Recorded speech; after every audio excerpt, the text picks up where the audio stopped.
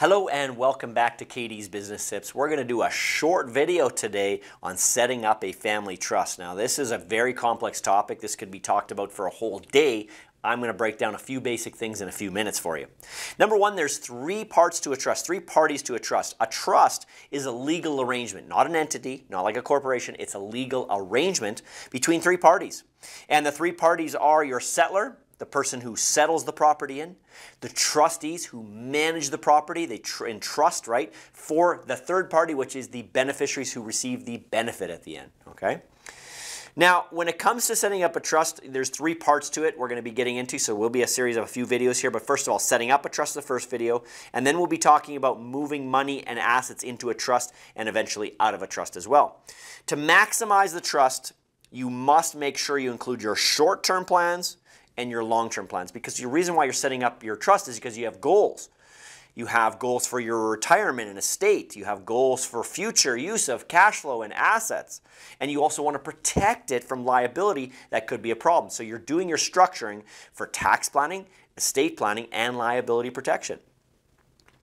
Now, when we're talking about a family trust, our ultimate goal is keeping assets in the family over long periods of term, and maybe at some point giving to charity or giving to charity as you go.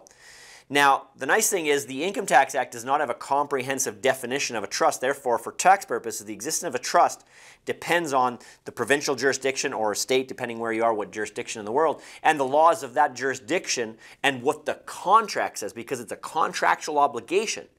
Now, there are rules for tax reporting, but not for trusts themselves.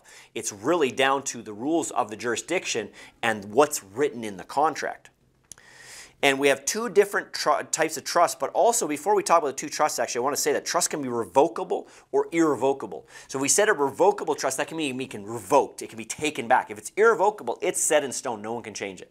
Okay, so there's revocable and irrevocable. And the two main types of trusts, I mean, there's thousands of trusts, but they all fall into typically, or the majority, sorry, fall into these categories. Testamentary trust, which is when someone passes away and a trust is automatically created, or inter vivos trust, which is a lot of the other trusts that we're talking about specifically, in this case, the family trust.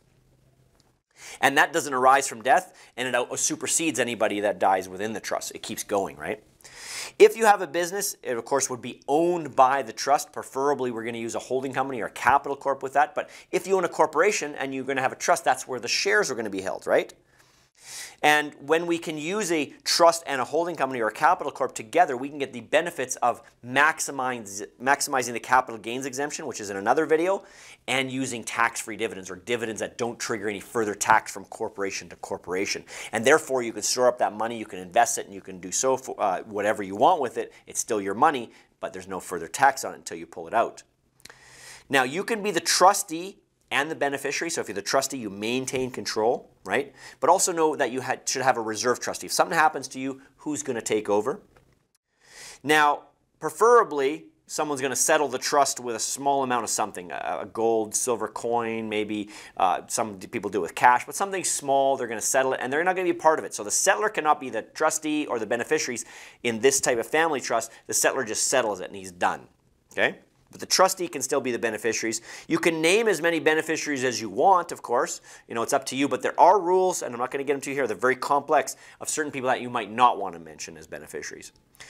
Create what you want to see in the future, right? So use the trust to create for the future. That's the whole goal of a trust is, you know, we're getting what we need now, but we're creating for the future. The family trust is not that expensive in comparison to the value. You're typically looking at a $5,000 cost to set up a family trust on average. It might be a little more depending on who you're dealing with. And you know, the maintenance is cheap because you're just doing the trust return. It's less than $1,000 a year probably to maintain it, including your lawyer, your minutes, and your trust return. It's not super expensive, not like corporations where it's thousands of dollars a year. So expensive to set up maybe a little bit, but it's a one-time fee and then very cheap or inexpensive to maintain. And a lot of people think they got to be rich to set up a trust. No, you have to, you know, obviously you don't want to be poor. You have to have some assets like a company or assets you want to set it up for. But at the end of the day, sometimes it's easier to set up a trust now than later because it's a lot harder to maneuver when you have all these assets and you're trying to get them in the trust later. It's like, well, where's the trust going to get the money to acquire these assets? And so sometimes if you know things are happening and they've already started, it might be time. If you're unsure when the time is, we'd love to talk with you. If you have any questions, we also want to hear from you. Thanks for being a part of our business tips, and we'll see you in the next video.